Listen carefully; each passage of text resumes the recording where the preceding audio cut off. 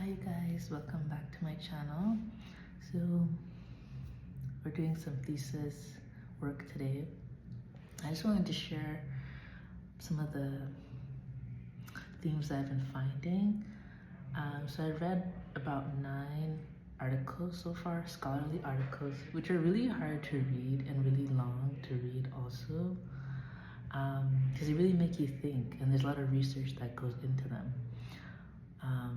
My supervisor suggested I read 2 per day, but sometimes it's hard to even read 2 because it could be long, like maybe like more than 15 or 20 pages.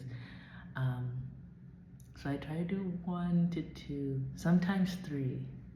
We'll see if today I could do 3, but the themes that I found so far, because my topic is about South Sudanese women and girls in Calgary and their lived experience. I mean, that's kind of what I'm looking at, and there's more to that research question.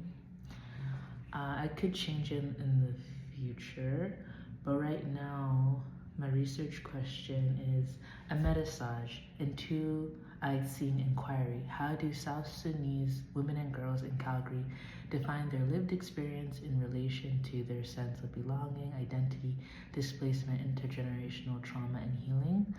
And what I found, because this topic is sad, it's a sad topic, but there's also good to it as well. But what I found so far is that South Sudanese women, Black women, want their voices to be heard. We need to look at their lived experiences in life in a country they have resettled in, like Canada. Mental health is a big issue for South Sudanese women. Some of them feel lonely, isolated. There's a lot of fear that they have. There's a lack of support in Canada. They feel invisible. They want more people of color in positions to help them so they can be seen and heard. Prior to coming to, let's say, their host country like Canada or US or Australia, some of the women may have experienced domestic violence, rape, sexual assault, so it would be good to for them to seek help if they have experienced that and go to counseling. But there's kind of like that fear of going to counseling, or maybe the person wouldn't understand their lived experience or their culture. So that's kind of where having somebody who knows their culture would be good. They need connection, support, going to church or being connected with their spirituality is important. They need to be seen as human beings. And there's also that fear for the next generation that they're gonna lose their culture and identity because they're not close to their culture, not speaking the language.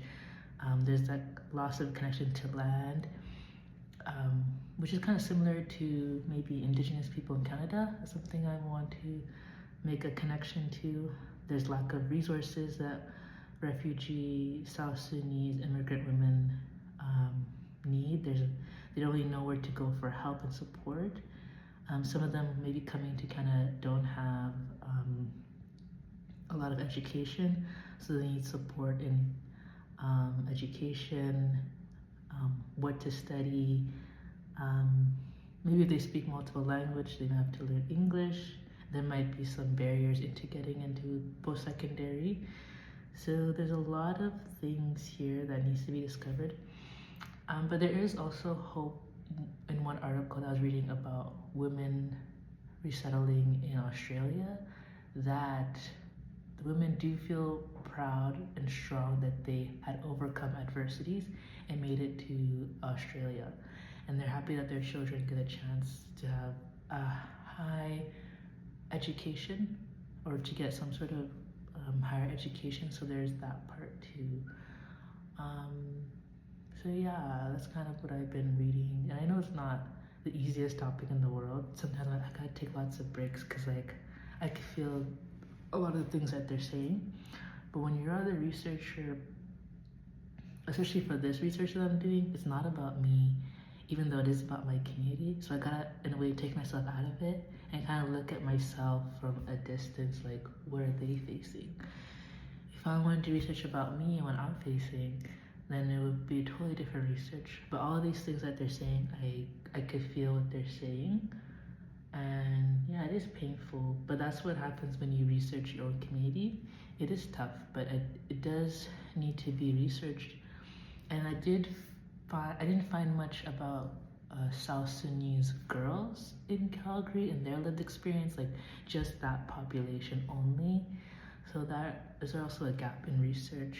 It would be good to also just focus on the girls who are under 18 and their lived experience as well too. So I'm looking at both. I'm looking at girls, teenagers, and women in Calgary, so I get to have that generational experience. So I'm really excited for that, to get their voices heard. Because there was one article that was written in Calgary that focused on women, like over 18, but there wasn't anything for the younger ones. So just getting my chance to bridge that gap in research and let their voices be heard. So yeah, so that's what I've been doing so far. It is tough work.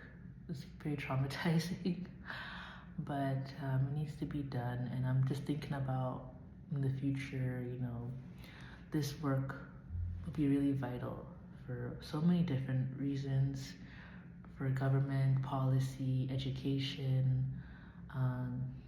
maybe programs for South Sudanese women that come to Canada or different parts of the world, or could be used back in South Sudan maybe as well. There's so much that this work could do and could help somebody, and let people in Canada or whoever reads this when it's published sometime next year to know about the lived experience of South Sudanese women and girls in Calgary. So I'm still in the beginning process of doing a proposal. And doing a proposal takes a lot of work and effort. But yeah, I'm really excited for this work and to see how it pans out. I gotta take my time with it and make sure it's really good. So yeah, thank you guys for listening and supporting me on this journey. It's not easy, but I know it will be worth it in the end. So thank you so much and have a good day. Bye.